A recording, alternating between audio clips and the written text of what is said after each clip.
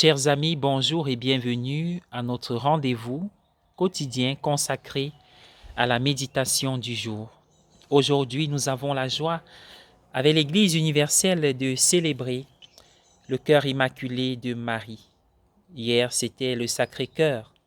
Il s'agit de l'amour de Dieu qui atteint sa créature que nous sommes. Cet amour qui s'est manifesté de manière imminente dans le cœur de Marie. Oui, à présent, la nature est en pleine floraison. Certaines plantes fleurissent, les roses s'épanouissent.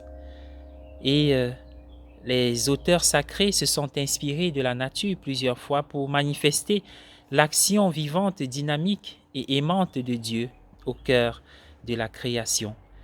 Comme la terre fait germer le grain, ainsi Dieu fera éclore l'intégrité et la louange.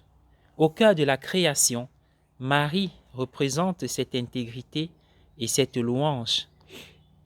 Elle représente la louange en ceci qu'elle nous offre l'une des plus grandes louanges au début de l'Évangile selon Saint Luc, le Magnificat, que nous pouvons reprendre quand nous voulons louer le Seigneur. Mon âme exalte le Seigneur, exulte mon esprit en Dieu mon Sauveur. Elle représente l'intégrité parce qu'elle n'a pas de faux en elle. Marie a en elle le cœur de Dieu.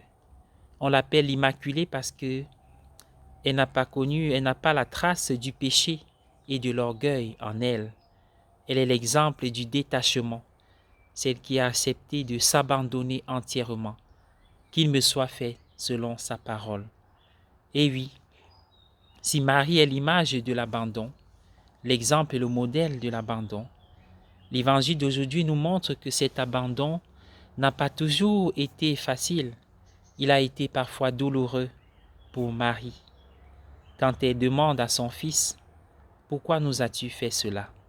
Elle traduit ainsi la tension d'une mère et son angoisse quant à l'avenir de son enfant, quant à son projet de vie, quant à ce qu'elle désire pour lui. Et la réponse de Jésus a été certainement douloureuse pour Joseph et pour Marie. Ne saviez-vous pas que je dois être dans la maison de mon Père? Parfois, chers amis, ce que nous voulons pour les autres n'est pas toujours ce que Dieu veut pour eux, mais il faut accepter. Et ça a été douloureux, mais Marie reste fidèle.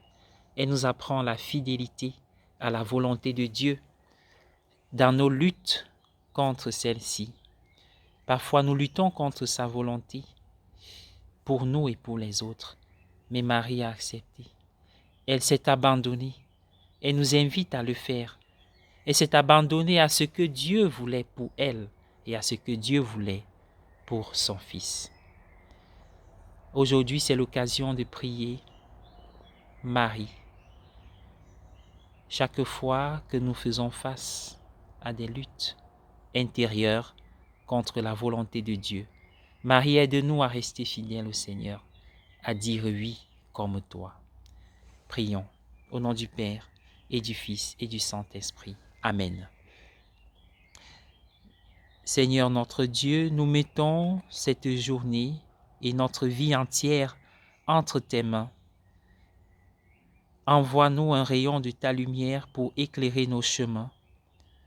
Prends le devant de toutes nos pensées, nos paroles et nos activités.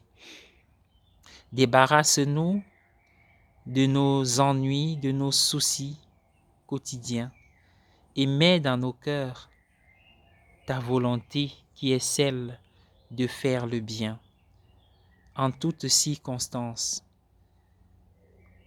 Dans nos luttes contre ta volonté, que Marie nous inspire. Donne-nous, Seigneur, l'esprit d'abandon, l'esprit de charité, l'esprit de générosité et le cœur pur. Ô Marie, toi qui as dit oui au Seigneur, toi qui t'es abandonné à lui, à sa volonté, sois sur nos routes, sur nos chemins, celle qui prie le Seigneur pour nous. Et tiens-nous par la main, maintenant et à l'heure de notre mort. Amen. Au nom du Père et du Fils et du Saint-Esprit. Amen.